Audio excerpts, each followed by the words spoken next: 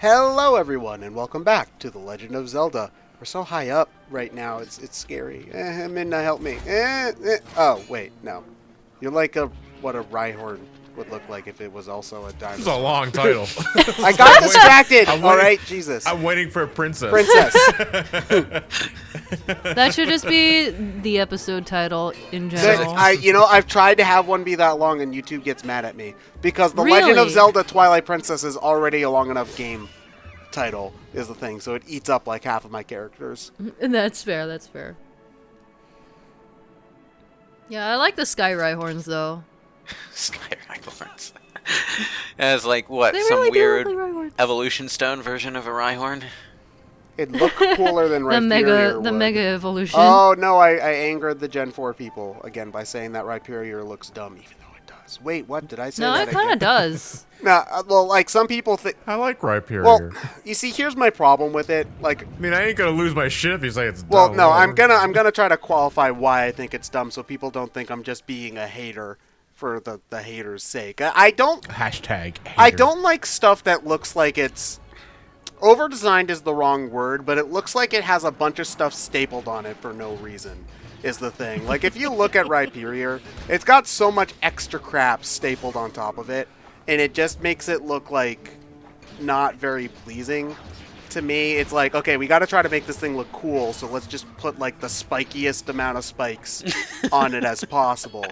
You know, I have a similar problem with the legendaries in that game, where it's just like, okay, we got to have stuff pointing out off of it everywhere, and it's got to go like this way and that way, and you can't just have Not a very simple design. Not a very elegant design, yeah. Huh. Yeah. I'm looking at Rhyperior right now, and I just don't like orange, and I don't like the belt, and I don't like its crotch piece. It's a utility. Okay, yeah, he's totally rocking a codpiece, but it's a utility belt. It doesn't, yeah, but it doesn't wear pants. It doesn't need a belt if it doesn't wear pants. Namora? I what? also just don't like a whole lot of bulky Pokemon anyway. It's all personal preference. A utility belt. I'll contest that a utility belt's purpose is not to keep pants up. It's so that you can hold extra shit. It's a fanny pack. Okay, but it doesn't have any pockets. It's just rocks. That we know. Well, you see, I don't think Batman had a problem with wearing a fanny pack. I think Batman had a problem with keeping his tights up. All right. Well, you know, he Why would you need a belt for tights? He was wearing his underwear on the wrong side of his pants for a while there, you know. So was Superman for that reason. For that matter, No, you know? Superman needs to have his pants outside of his underwear on. All right, he just looked. They took it away for a while, and it looked weird and bad and dumb. And I'm glad that Clark found his pants after 10 years. It was a long time. I honestly preferred the new 52 costume design. It was just the character attached to it that was a little off. But Nah, I need the underwear. eh?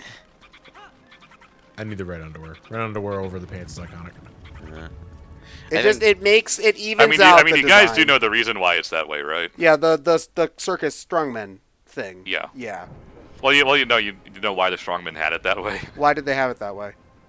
Because taking off all the tights just to go to the restroom at the same time was really inconvenient. So they basically cut holes in the crotch and ass area, and then put the shorts over it. Is that true? So when they went to the restroom, they just had to pull the shorts down and could use the bathroom. Oh my god! Don't quite cover all. It's like I did not know that. It's like the strongman version of the underwear hole, you know. Although I don't know anybody who actually uses the underwear hole. I just slip down the. I'm learning so much thanks to Twilight Princess. Do you use the underwear hole when you go to the bathroom? Like, comment, and subscribe. This is a weird conversation. Oh, this doesn't even crack top. Welcome to top the 20. channel. Yeah, it's not even crack. I didn't say I had a problem with it. I was just stating the obvious. That's what I'm here for. I state obvious things. Don't look at me. I'm not the one who took the conversation in that direction this time. So This time. I mean, I'm usually the tangent person, but my tangents are generally pretty tame. It was like, we're talking about one pop culture thing. I got bored with it for 5 minutes, so we talked about Harry Potter instead. You know, it's Or Legacy of Kain. Well, to be fair, now that given that J.K. Rowling can't get the hell off Twitter, a Harry Potter tangent might turn into something like that. Hey, Yeah. hey! It's not as if she's on Twitter making stupid comments. Okay, she answers a question in but an interview, and people take it like 10 billion leagues out of context. I love the. No, not really. Not the shitting in Hogwarts. That was Wars actually thing, no. okay. That was dumb, but it was also a small comment made years ago in an article about how the Chamber of Secrets ended up in a bathroom. So it's not like it came out of nowhere, and it's the fact that I love Hogwarts the did not. comments that's come out of it. It's just like Dobby can deep throat a Nimbus 2000. It's just such a random comment. Oh that yeah, I the internet love is really good at saying random stuff and thinking it's funny. So, Well, I'm laughing too. So, yeah, but you're laughing in the same way you'd laugh at one of Ted's puns because it's not funny. no, I know I'm laughing because it's ridiculous. That's generally why I'm chuckling. That's also the last thing I expected to hear in a Twilight Princess commentary. Oh my god, and that's like 2 for this commentary session. Just a little behind the scenes there. My point is that people are kind of portraying J.K. Rowling as just out of nowhere suddenly. Right now, saying a bunch of stuff that no one wanted to hear when their 2 big things are an out of context sentence from a longer article written years ago, and a question in an interview that she answered, which admittedly could have been answered more gracefully, considering that she hasn't really directly done anything with the subject in question during the course of a story, but that's a different can of worms to open. Yeah, but it doesn't sell articles. Yeah, I know. You don't sell articles. You just have people read them. And people are like all saying, "Oh, J.K. Staying relevant. Okay, it doesn't sell. It doesn't sell. J.K. Rowling needs to keep mentioning Harry Potter, otherwise she won't be relevant." Well, if you wanted to stop mentioning Harry Potter, why don't you pay attention to the other novels she's writing? That's. Didn't she only write one other novel? No, she wrote. I think it's 4 at this point. It's just that 3 of them were under a pen name that we have known for a long time has been her anyway. So. Yeah, well, I think also if she wanted them to be known as something by J.K. Rowling, she wouldn't have used. Well, she didn't pen at first. name, She I wanted to guess. see how successful she'd be under another pen name, which, is a thing that a lot of famous authors get around to wanting at some point or another. Robert Galbraith, the Cormoran Strike series. It's a detective novel series. It's got a little BBC miniseries television thing going on. You can't go to one of the book pages without seeing the summary mention that it's written by J.K. Rowling. Now that the pen name jig is up. So at this point in time, yeah, you kind of don't really have too much of an excuse not to know if you're. Well, you're also actually not looking going to into get it. away from. I know. Like if you're well, I think also it's not something I feel like I mean a detective story I do think does have a pretty broad appeal, but it's also not I think maybe necessarily something that Harry Potter fans might necessarily be interested You say in. that, and Harry Potter has from the very beginning been mostly mystery. So I mean that's true, but it's also the world building I think is a huge reason why people like that. Yeah, true and so enough. a mostly grounded mystery series I think people might I think maybe if she had tried to create a different fantasy world or a spin-off that's of Harry also Potter, it would be an easier thing to sell. I Yeah, think, that's for sure. why the Casual Vacancy didn't do well, because it didn't have that sense of wonder or whatever. But the stories she wrote under a different name were critically acclaimed before it was revealed that it was her. And when it was revealed that it was her, I think it was some linguist or something that compared the writing styles and said, "Oh, hey, this looks like it might be J.K. Rowling writing under a pen name." So yeah, that's a thing. But I'm just saying, if you're gonna make that particular comment, you should probably you'd be actually sure that the author isn't writing other stuff before you make that comment, because she is, and it's relevant enough. You should probably check it out. Link's hair is very wavy, right? Oh, it's because it's windy. Oh, okay. You Yeah, don't say. Hi, It's just weird because City it's in just the City in the sky, Yeah. windy. This is kind of. Yeah, he's embracing his role as an anime protagonist finally. Oh yeah, you can't have an anime opening without somebody standing in the wind dramatically. Yeah, we're looking at the moonlight. or staring at the horizon. I feel like looking at the moonlight's more of At an the top of anime a cliff. ending kind of thing. Yeah, it's a credit roll kind of thing, you know. Along with Calm. just walking just like straight forward, and you don't really see where they're going. You gotta, those Pokemon Go eggs are not gonna hatch themselves. Well, actually, no. Now that I think about Oh what the God, think. did they give the Pokemon Go eggs the same requirement they had in the actual Pokemon games? Yeah, Walk you have to around walk with them. around. You have to actually walk. Yeah. Yep. Oh, That's the entire point of the app. Jesus. Is just get you off your ass and do shit.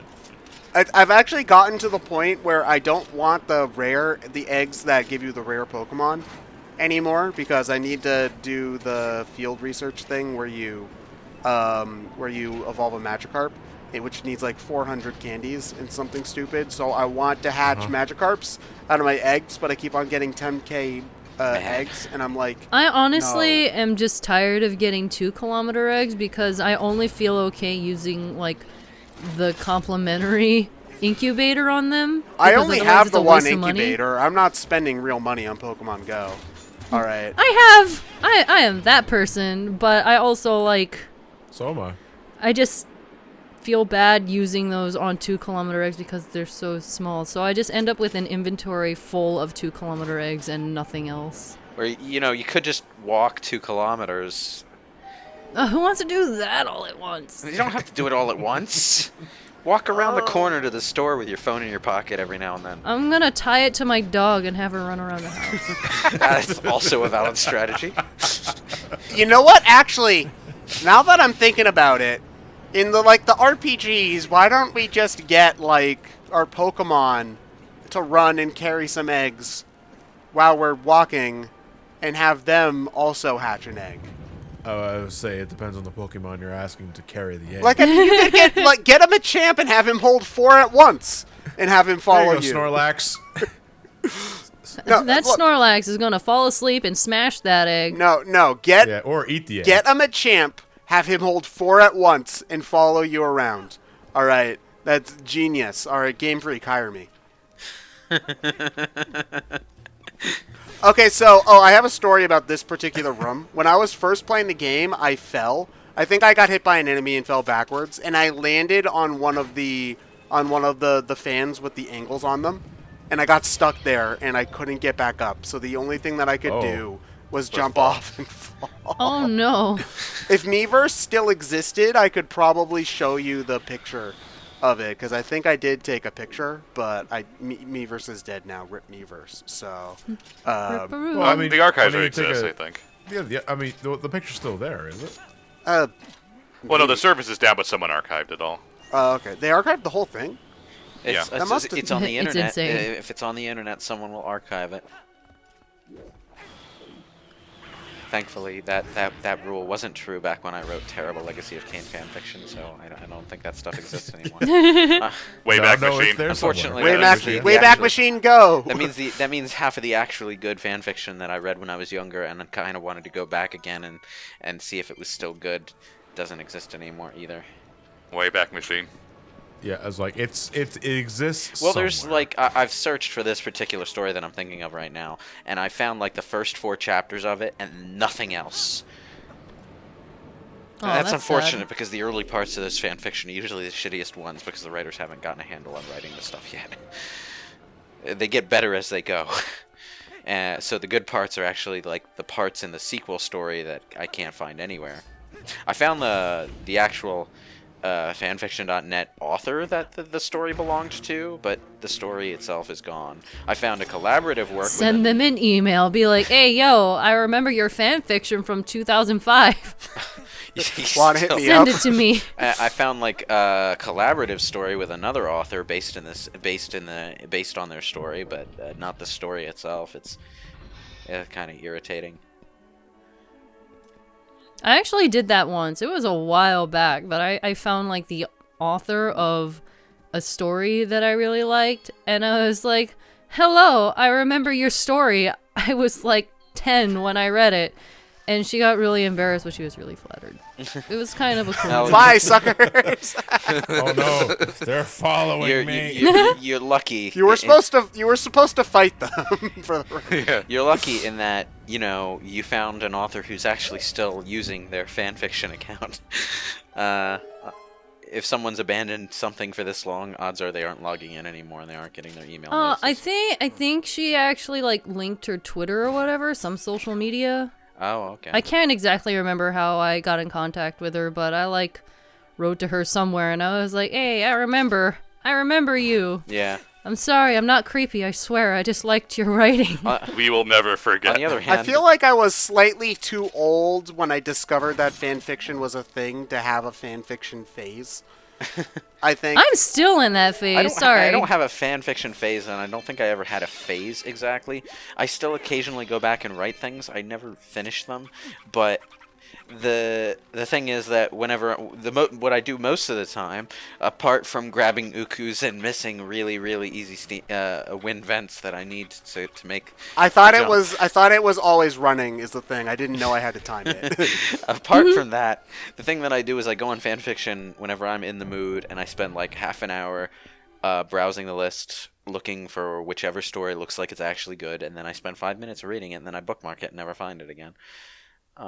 I just get into it and then I lose myself for the next week. I'm awful with these things and I burn so much time. Hello, Danganronpa. So it's not fan fiction, but webcomics. If I find a webcomic that I really like, Same. and it's been going for a while, I'm gone for like 3 days. You can't. Same.